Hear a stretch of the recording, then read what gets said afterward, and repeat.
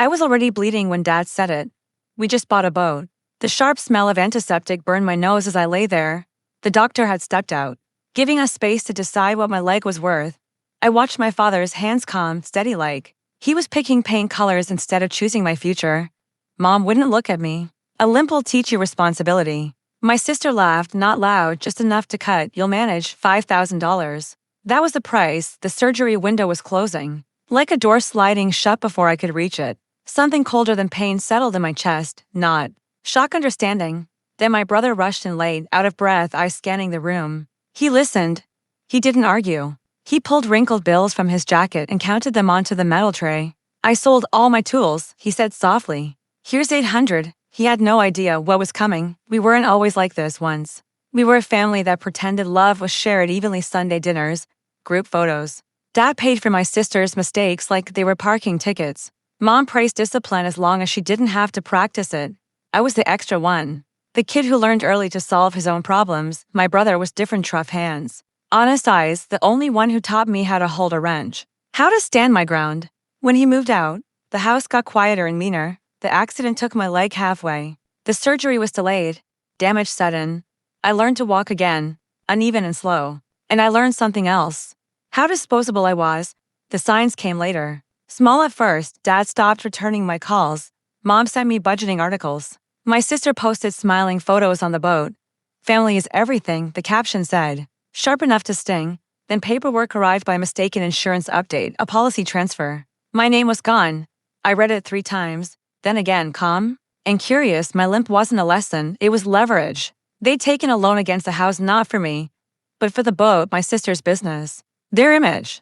They quietly changed the family trust weeks after my surgery window closed. My brother was still listed as beneficiary, still the executor. That's when I stopped feeling sorry for myself. I didn't confront them. I didn't explode. I planned. I gathered medical records, timelines, doctor notes. I saved every refusal, every text, every witness. I spoke to a lawyer who didn't blink when I told him the number. Neglect, he said.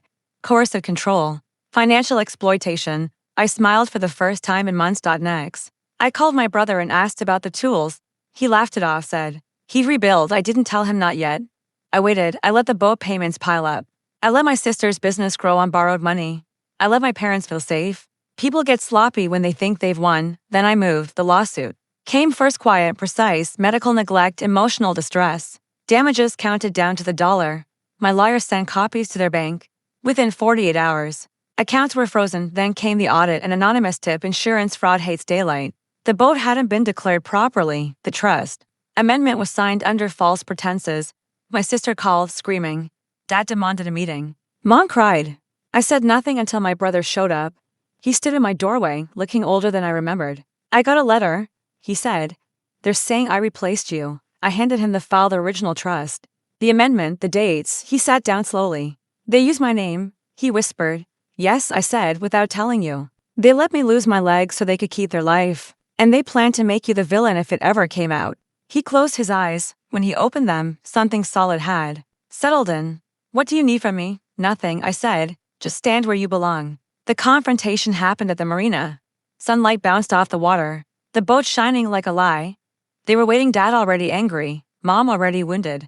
My sister already defensive. I didn't raise my voice. I gave them the case number, the bank status, the audit dates. Then I turned to my brother. He's the only reason I didn't lose everything, I said. And you tried to make him the villain. Silence split the air. Dad stammered. Mom reached for me. My sister started crying, real tears this time. Too late. The boat was seized that afternoon. The trust was restored by court order. Damages were awarded, enough for my care, enough for my future, enough to walk away. I used some of it to buy my brother new tools, better ones. He tried to refuse. I wouldn't let him. We don't talk about them anymore, not because it still hurts, but because it's finished.